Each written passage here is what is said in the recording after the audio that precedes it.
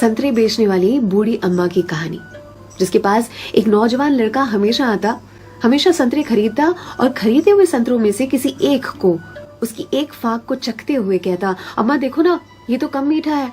और अम्मा हमेशा दूसरी फाक को चखते हुए कहती, नहीं बेटा, ये तो बराबर मीठा है। फिर भी यह लड़का बड़ी बेरुखी के साथ उसे खुले हुए संतरे को वहीं ठेले पर छोड़कर चलता बनता। अब इस नौजवान के साथ उसकी पत्नी भी हमेशा हुआ करती।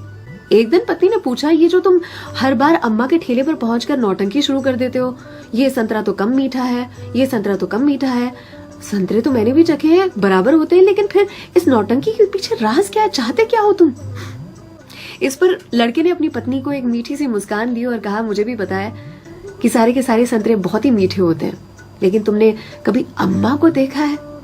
अम्मा इतनी गरीब है कि जो बेचती हैं उन्होंने कभी चखा भी नहीं होगा, इसीलिए तो एक खुला हुआ संतरा उनके ठेले पर छोड़कर आ जाता हूँ, मेरी ओर से उनके लिए।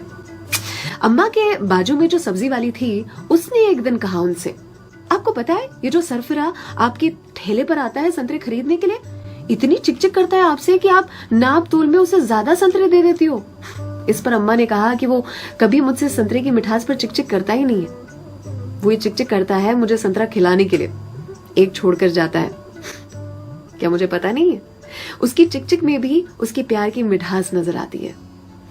वो कहते हैं ना कि मेरे हिस्से से ज्यादा तूने मेरी थाली में परोसा है, कितनी भी मुश्किलें दे ऊपर वाले, मुझे तुझ पे भरोसा है। छीन कर खाने वाले का कभी पेट नहीं भरता और बांट कर खाने वाला कभी भूखा नहीं मरता। अगर कोई ऐसा दिखे उसकी मदद जरूर से करे, इसी को तो कहते हैं जियो दिल से।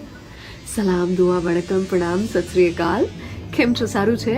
अमदावाद आखुई मारू छे।